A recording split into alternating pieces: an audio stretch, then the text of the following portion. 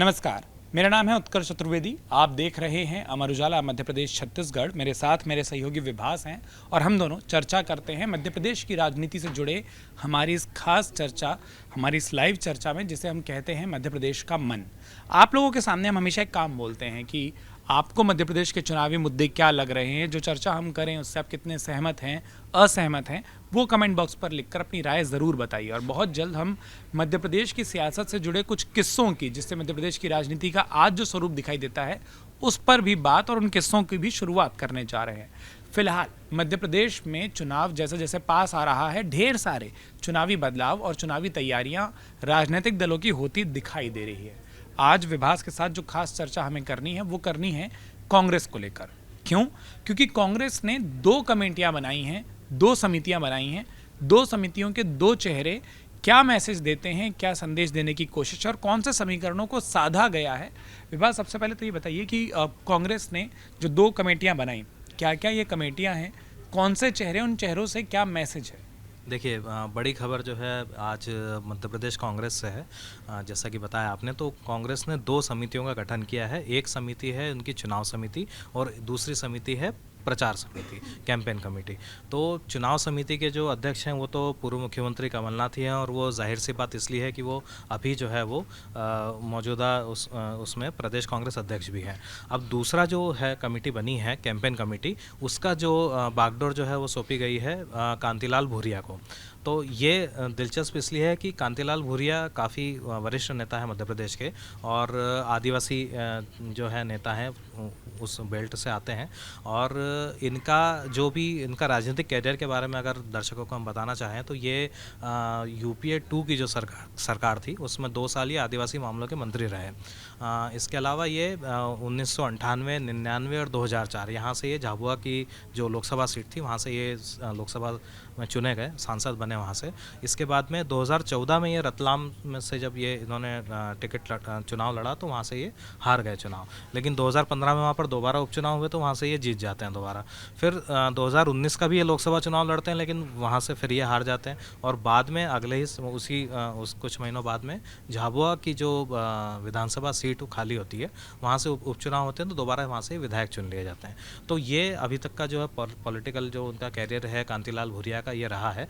आदिवासी चेहरे हैं वहाँ के, और बयानों के लिए भी ये अपने जाने जाते हैं। जैसे कि जब मई में जो है कर्नाटक के विधानसभा चुनाव सुर्खियों में थे, और वहाँ पे जब बजरंगबली का मुद्दा सब चल रहा था, जिसको बजरंग दल से जोड़ दिया गया था, तो कांतिलाल भूरिया ने एक बयान दिया था कि अगर मध्य प्रदेश में हमारी सरकार आती है तो हम जो बजरंग दल को हम यहाँ पर भी जो है वो बैन कर देंगे। तो इस तरह से जो है ये बयानों की वजह से भी सुर्खियों में रहते हैं। एक बार इन्होंने ये भी कहा कि कुछ सरकारी कर्मचारी राष्ट्रीय स्वयं सेवक संघ के कार्यक्रमों में जाते हैं और फिर फ़ोटो लगाते हैं, तो ये ठीक नहीं है, उन्हें याद रखना चाहिए कि जो है कभी भी सरकार बदल सकती है। इस तरह का कुछ उन्होंने बयान दिया।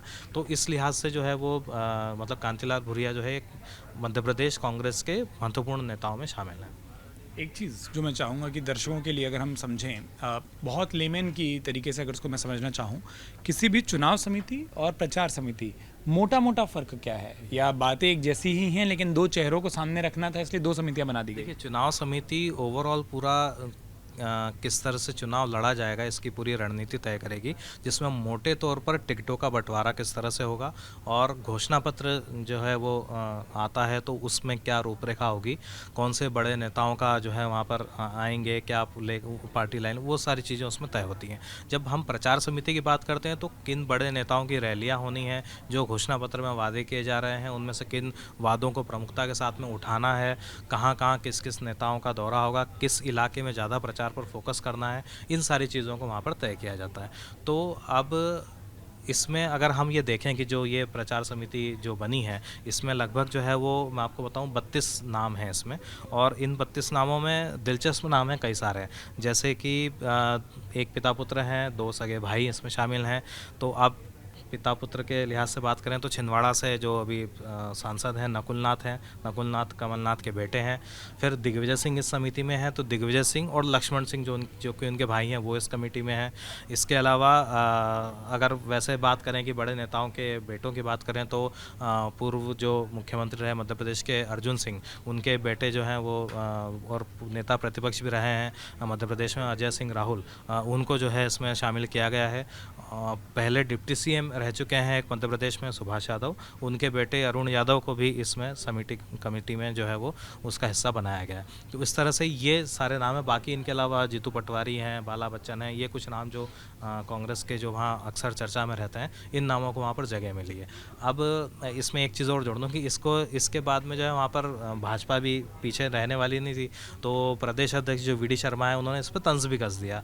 तो उन्होंने ये कहा कि जो है वो प्रधानमंत्री हमेशा कहते हैं कि विपक्ष में जो है वो बाकी किसी चीज़ की गारंटी ना हो, हाँ वंशवाद परिवारवाद की गारंटी वहाँ पर ज़रूर है। तो उन्होंने जो है इसमें किया कि भाई एक उन्होंने तंज कसा कि दिग्विजय सिंह लक्ष्मण सिंह तो आ गए, लेकिन दिग्विजय सिंह के बेटे जो हैं वो नहीं आ पाए इसमें।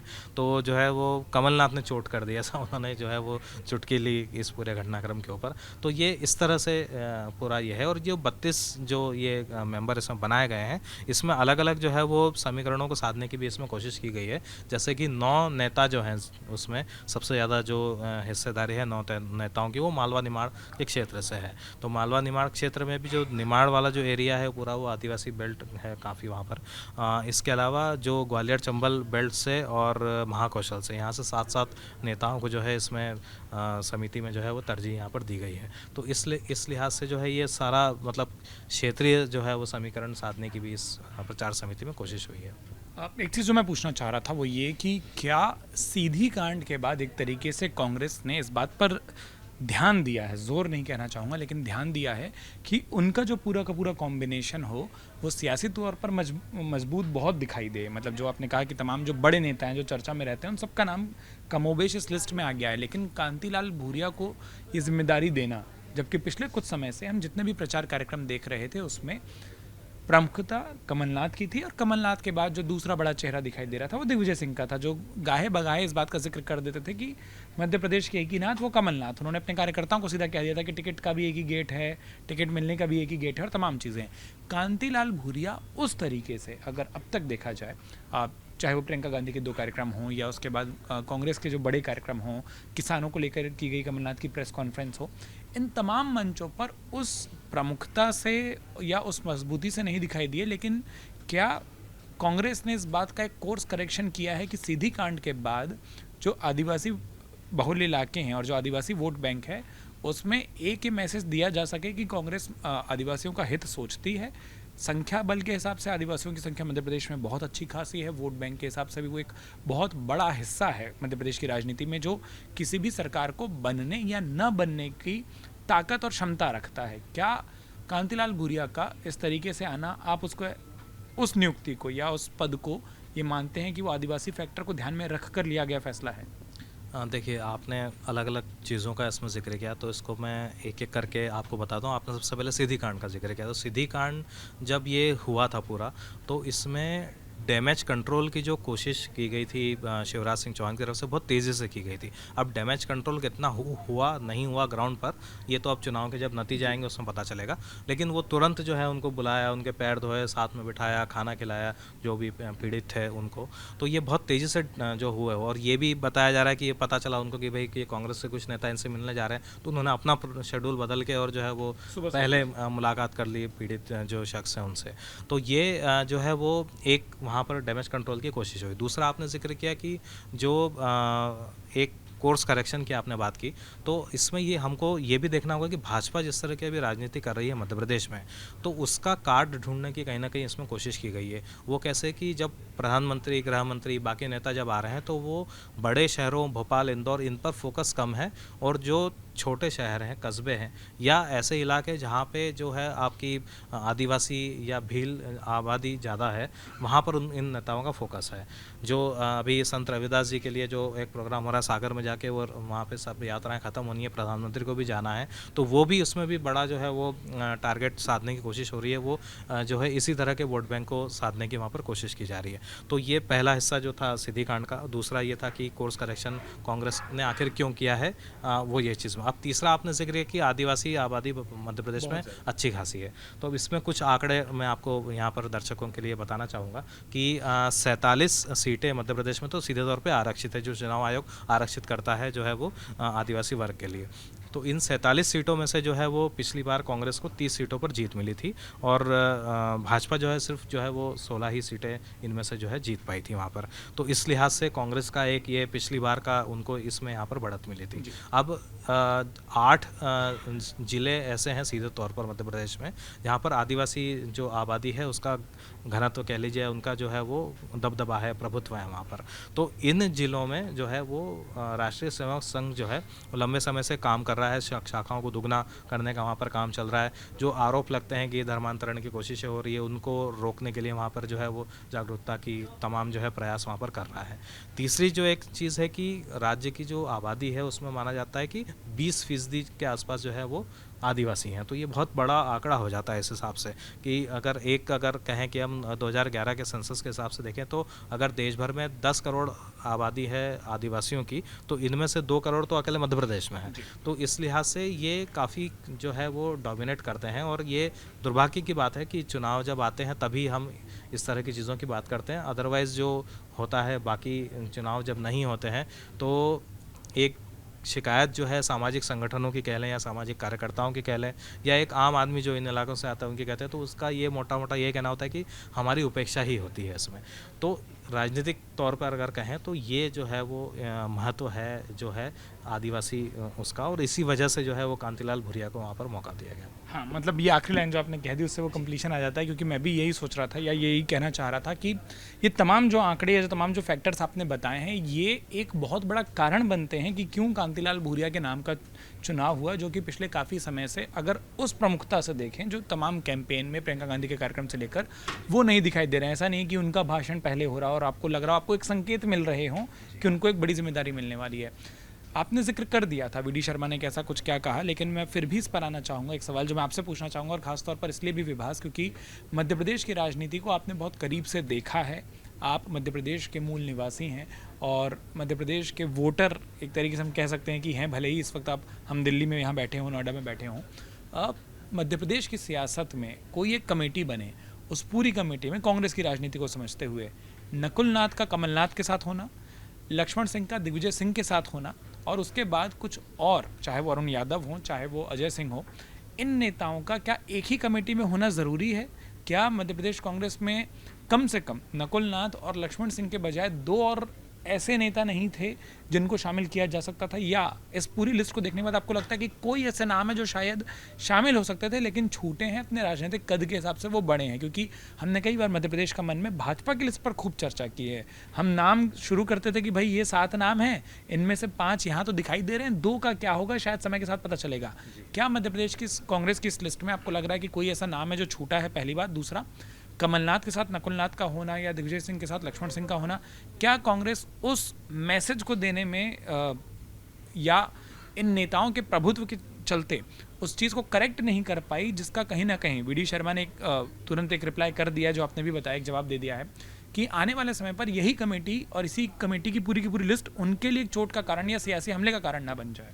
देखिए, ये जो लिस्ट बनी है इसमें जो अब ये बेहतर वजह तो कांग्रेस ही इसमें बता सकती है, लेकिन जो हमारे अनुभव के हिसाब से जो हमारा विश्लेषण इसमें कहता है, तो इसमें 3 जो है फैक्टर हमको नज़र आते हैं। पहला फैक्टर है कि मजबूरी, दूसरा फैक्टर है कि जो नेता चर्चित हैं उनको जगह दिया जाना, या फिर जो चर्चित नहीं भी हैं लेकिन वो किसी न किसी कारण से मान लीजिए नाराज़ चल रहे थे या जिनकी कुछ समय में अगर उपेक्षा हुई है तो उनको एडजस्ट करना। और तीसरा जो है इसमें जो रहा है वो ये है कि जो कमलनाथ की जो 18 महीने सरकार रही वहाँ पर, उनमें जो प्रमुख मंत्री थे उनको, तो ये 3 तरह से कांग्रेस ने 32 जो है वो यहाँ पर नामों को एडजस्ट किया है। तो अब इसमें मजबूरी का जैसे जिक्र हमने किया, तो हाँ, बेशक नकुल नाथ जो है वो कमलनाथ के बेटे हैं। कमलनाथ खुद जो है प्रदेश कांग्रेस अध्यक्ष हैं और अभी चुनाव समिति के भी प्रमुख हैं, वही नज़र आ रहे हैं पूरा सब कुछ लीड करते हुए। अब नकुल नाथ असल में सांसद हैं वहाँ से, तो बतौर सांसद जो है वो उस कोटे से भी उनकी जो है यहाँ पर इसमें एंट्री हुई, क्योंकि बाकी फिर आपको उस तरह से कोई बड़ा नाम वहाँ पर और मध्य प्रदेश में कांग्रेस की तरफ से दिखता नहीं है जो लोकसभा में वैसा प्रतिनिधित्व करता हो। एक चीज़। दूसरी चीज़ ये कि जो कुछ नेताओं की जिनकी उपेक्षा हुई या नाराज़ चल रहे थे जैसे नेता, तो मान लीजिए लक्ष्मण सिंह का हमने जिक्र किया, तो दिग्विजय सिंह के भाई ज़रूर हैं लेकिन पिछली सरकारों में या पिछले जो भी रहे उनको उस तरह से वहाँ पर मौका नहीं मिला, तो उनको कहीं ना कहीं ऐसा लगता है कि एडजस्ट करते हुए हम दिखते हैं वहाँ पर। फिर कुछ विधायक जो चर्चा में रहते हैं, जैसे कि सज्जन सिंह वर्मा जो है वो चर्चा में रहते हैं नेता, और जीतू पटवारी जो हैं वो अपने बयान की वजह से चर्चा में रहते हैं, उनको जगह इसमें दी गई है। तो वो नाम है, ना आते तो भी खबर हो जाती।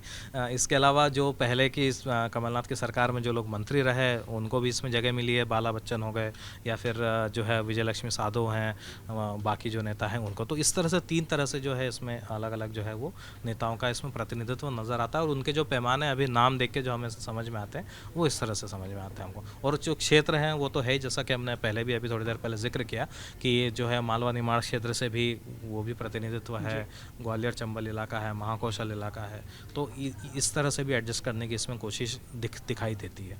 चलिए, अब खूब देर हमने कांग्रेस पर बात कर ली है, इस चर्चा को ख़त्म करूं उससे पहले बैलेंस करना बहुत ज़रूरी होता है। ये कहा जाता है कि जर्नलिज्म बहुत बैलेंस्ड होना चाहिए। भाजपा की बात कर लेते हैं। हालांकि कांग्रेस को ज़्यादा समय देने का कारण था, एक पूरी की पूरी लिस्ट थी और वो समझना ज़रूरी था कि उस लिस्ट के फैक्टर्स क्या हैं। भाजपा की मीटिंग हुई, अमित शाह आए मध्य प्रदेश पर, हमने उस पर बात भी की थी। एक चीज़, क्योंकि हम हमेशा कहते हैं कि ऐसी बैठकों की जानकारियाँ छन कर आती हैं, तो कुछ चीज़ें जो तुरंत पता चल जाती हैं, जो बड़े फैसले होते हैं, कुछ चीज़ें जो मैसेज अपने काडर को दिया जाता है वो देर से हम तक भी पहुंचता है। एक ऐसा ही फैसला भाजपा का इस वक्त तक जो जानकारी सामने आई है वो ये है कि भाजपा मध्य प्रदेश के चुनावों को एक धार्मिक एजेंडे पर, सांस्कृतिक एजेंडे पर लड़ना चाहती है, और उसका जो फोकस होगा या जो मुद्दे होंगे, जो इशू होंगे, वो उनको जब उठाएगी तो उसमें धर्म का और संस्कृति का एक कॉम्बिनेशन दिखाई देगा। कितनी सही ये जानकारी है, क्या कुछ तैयारी है, और ये फैसला आखिरकार क्यों हुआ, जबकि योजनाओं के मामले में ऐसा नहीं है कि मध्य प्रदेश की सरकार कोई कम काम कर रही हो। योजनाओं के मामले में, या यूं कह लें कि मध्य प्रदेश की राष्ट्रीय स्तर पर पिछले कुछ समय में पहचान जो है वो अपनी कुछ योजनाओं के कारण ही है, जो कि कतई धार्मिक या सांस्कृतिक नहीं है, वो सामाजिक ज़्यादा हैं, वो महिला उन्मुखी ज़्यादा हैं, वो महिलाओं से जुड़ी ज़्यादा हैं।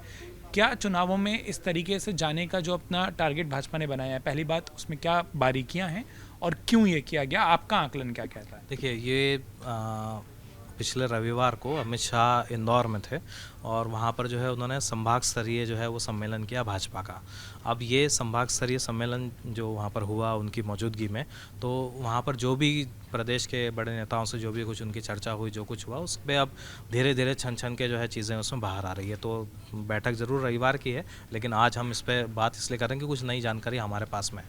तो इसमें जो बैठक हुई उसमें ये तय हुआ कि भाजपा जो है वो 3 तरह से मध्य प्रदेश के चुनाव पे लड़ेगी, 3 मुद्दों को हाईलाइट करेगी उनमें। तो ये मुद्दे हैं, पहला तो विकास का मुद्दा, तो जो केंद्र की योजनाएं चल रही हैं वो, और प्लस जो शिवराज सिंह की सरकार ने जो योजनाएं चलाई हैं वो, इन दोनों पर जो है प्रचार के दौरान उस पर फोकस किया जाएगा, संदेश पहुंचाने की कोशिश की जाएगी दर्शकों तक, मतदाताओं तक। अब दूसरा जो है वो राष्ट्रवाद का है, जिसको कि भाजपा लगातार जो है वो करते चले जा रही है, और तीसरा जो है वो हिंदुत्व का मुद्दा है। अब जो ये बैठक हुई इसमें जो है ये भी निकल के आया इसमें कि अमित शाह ने ये कहा कि इस बार जो है वो अगर हमने चूक की तो सरकार हमारी चली जाएगी। अब 2018 में जो था कि भाजपा कहीं ना कहीं जो है बॉर्डर लाइन पे थी, तो उसका भी उन्होंने जिक्र किया।